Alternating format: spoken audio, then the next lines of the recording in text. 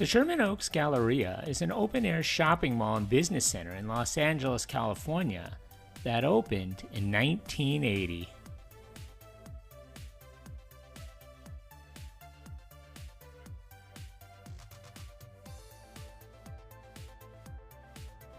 If you've clicked onto this video, then you know what today is. It's Monday, Mall Madness. Every Monday I'll be releasing a new video on a defunct or maybe not so defunct mall and its history. Make sure you stick around to the very end of the videos. I'd like to see if you, the viewer, are paying attention. So if you haven't already, hit that subscribe button for my latest mall video, defunct store, occasional throwback Thursday, or soda history. Leave a suggestion about a future video or memories of this mall. Thanks.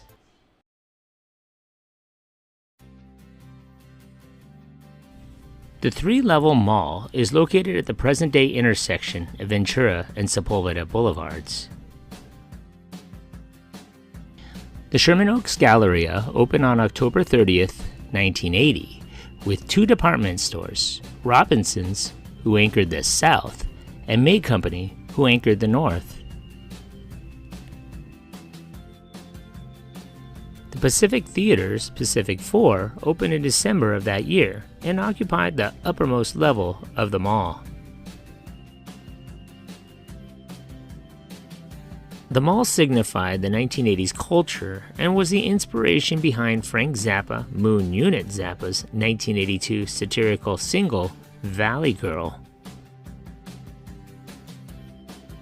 If you were a kid in the 1980s, you may remember watching this iconic movie, Fast Times at Ridgemont High.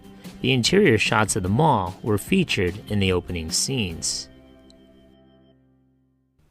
In fact, the Sherman Oaks Galleria was actually featured in quite a few Hollywood movies, including Valley Girl, Night of the Comet, Commando, Back to the Future 2, Terminator 2 Judgment Day, Albert Brooks' Mother, Phantom of the Mall, Eric's Revenge, Walk Like a Man, Inner Space, and Chopping Mall. I stand corrected in the error in the Back to the Future 2 reference. I also want to thank you, the viewers, with the more comprehensive list of movies and TV shows that were filmed here. Thank you for your comments and, of course, your corrections.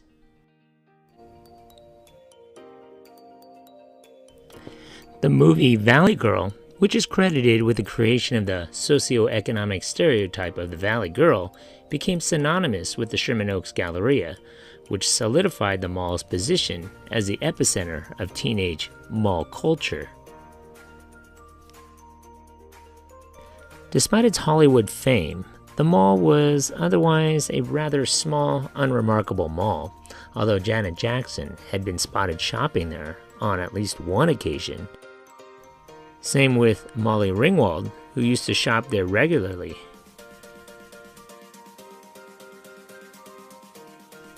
As mentioned before, there was a May Company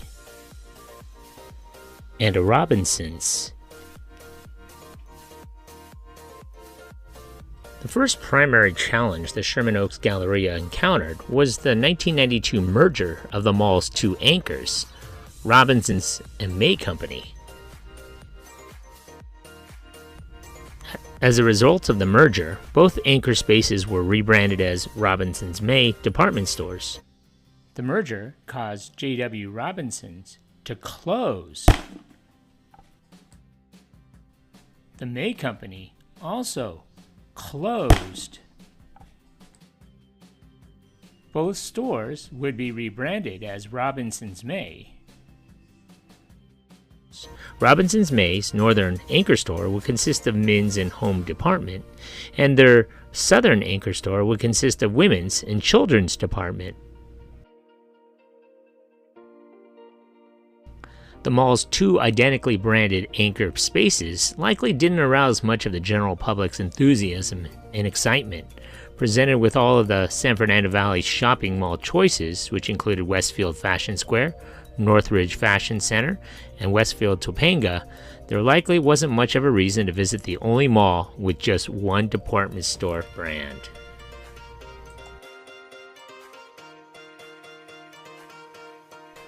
In the early hours of January 17, 1994, a 6.7 magnitude earthquake rattled the San Fernando Valley, resulting in over 9,000 casualties and $40 billion in estimated property damage. The Sherman Oaks Galleria emerged relatively undamaged by the earthquake, with the mall reopening just 11 days following the earthquake. However, the mall's anchor tenant, Robinson's May, didn't fully reopen its store until more than 4 years following the earthquake. Much to the frustration of the mall's ownership and the mall's smaller retailers, the third floor of Robinson's May's southern anchor store wouldn't reopen until mid-1998. During the 4-year delay, most of the mall's third-floor tenants vacated due to the insufficient traffic on the mall's third floor.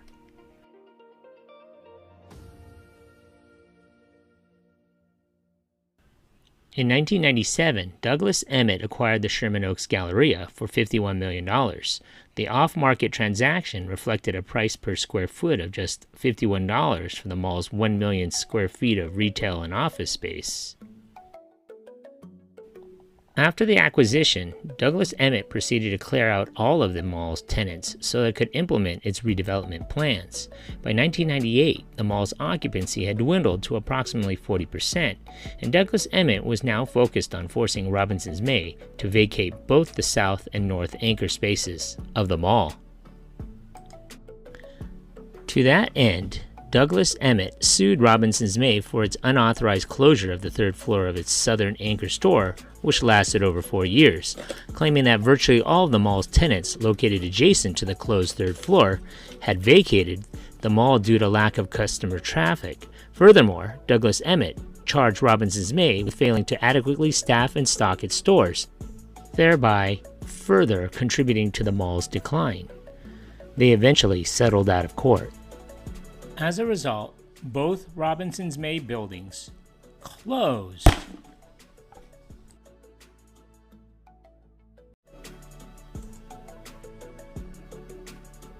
The mall closed in April of 1999 for a major renovation and reopened in 2002 as an open-air center, which was quite different from its previous incarnation. The new layout was termed mixed use. The only remnant of the original mall is the court where the Pacific 16 Theaters is located, which are on the uppermost of what was previously the southern Robinson's May store. The majority of the remaining mall was turned into offices.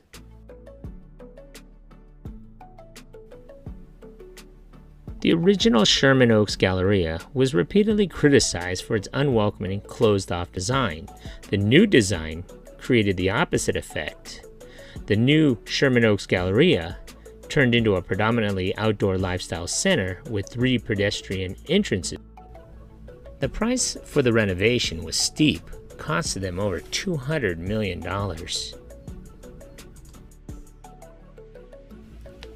Warner Brothers set up offices in what was once one of the mall entrances. Several mortgage companies and financial service providers were headquartered within the center. Additional tenants included 24 Hour Fitness, Burke Williams Day Spa, DSW Shoe Warehouse, DeVry University, Paul Mitchell, as well as several major restaurant chains such as Cheesecake Factory, P.F. Chang's China Bistro, Buffalo Wild Wings, Starbucks, and Frida Mexican Cuisine.